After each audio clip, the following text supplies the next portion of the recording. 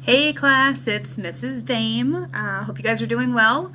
I do things a little bit different than what we've done in the past. We're going to be flipping the classroom a little bit. I am going to give you some of the material that we're going to be using in the next couple of weeks as we start to do some more writing. Now that we've read through our book, we're going to go back and write a little bit about it. So I wanted to make sure you guys were all prepared and knew some of the steps that we were going to be taking. One of the most important steps, of course, is how to format your paper and cite your sources. We've gone a little bit over formatting the paper, so today we're just going to take a look at citing our sources, which, as you all know, because we've talked about it, is extremely important. We do not want to plagiarize. That is one of the many big no-nos that we have talked about, but I know you guys are fully versed in that. So to give credit where credit is due, we will take a look at how we are going to cite our sources going forward in our papers. One of the things that is really important for when a book is already, when it has been published, we need here, you can see you need to give the author's last name and then their first initial.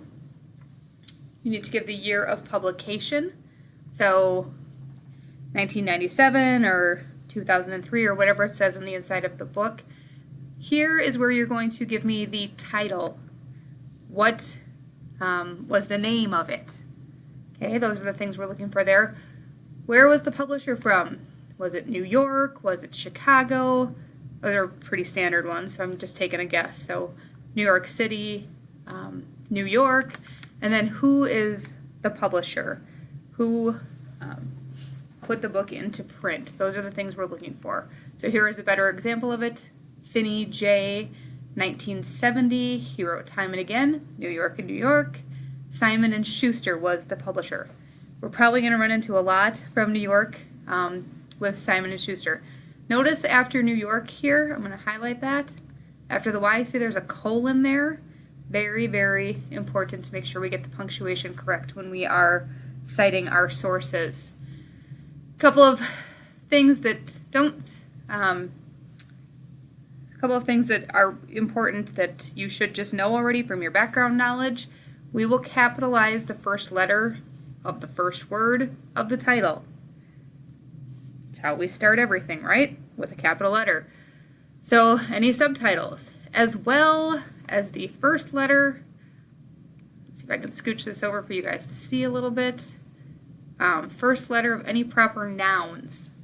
Okay, so capitalize the first letter, the first word of the title, subtitles, and the first letter of any proper noun. Also, the full title of the book, right here, Time and Again, right, is italicized. It's a different style of writing. These are things, different font, sorry, not different style of writing.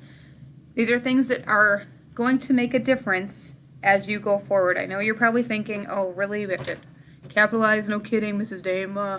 Yeah, I know, but reminders are good, and this is important for you guys to be thinking about going forward.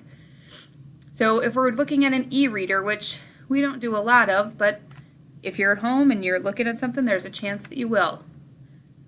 It's your electronic book. Same deal, same thing we're looking at here. Last name, first initial, a little bit different. Year of publication, that comes in a little bit earlier, right? Title of work again, italicized. Then you need to give me the e-reader version. And where did you get it from? These are things I need to know. Where did it come from? So that I can go back and check and make sure that that is indeed true. So those are things that are kind of important, a little bit different to look for, but important. Let's see if I could find, that's not the one I was looking for. Hold on, bear with me 1 second. Oh, there we go.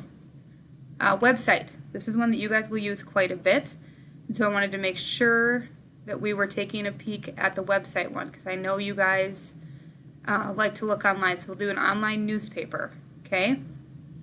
How to cite the newspaper. Right here. Rosenberg, this is your author. G, right? Same deal as we did before. year and month of the publication. Okay, so they're backwards compared to what you guys are used to doing, but this is important to do it this way. I need the article title. This one, notice, is not in italics, like your other ones were, a little bit different. The name of the newspaper, though, is in italics. And then I need to know what page. Where did you find it? What page and where did you find it? So if you can see, when you're creating your newspaper, keep in mind these things.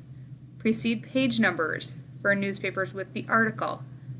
P for a single page, double P for multiple pages. That's important to know. Am I going to look on one page to find your resource, or am I going to look on 17 pages? These are things that are important for teachers and for you guys to know.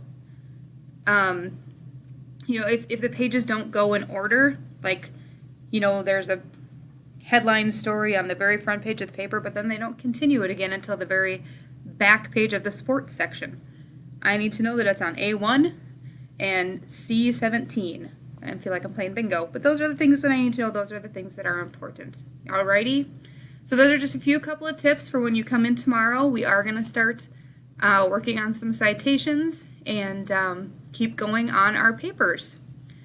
If you have any questions, let me know tomorrow and we'll work through what we didn't answer tonight. Thanks so much, you guys. See you tomorrow.